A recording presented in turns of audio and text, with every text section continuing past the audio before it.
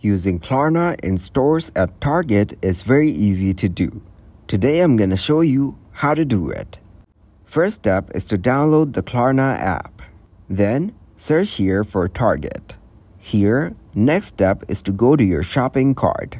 So, this needs to be done when you have added all the needed items to your cart. Last step is to pay in full. Hence, this essentially means to take control of your budget. So, following these simple steps, you can use Klarna in store at Target. With Klarna Card, you will receive a monthly statement detailing your purchases and the minimum payment due. You can manage your payments through the Klarna app or website. Please note that the availability of the Klarna Card and its features may vary based on your region and Klarna's partnership agreements with retailers like Target. It's crucial to read the terms and conditions associated with the Klarna Card, including any fees and interest rates before using it for in-store purchases.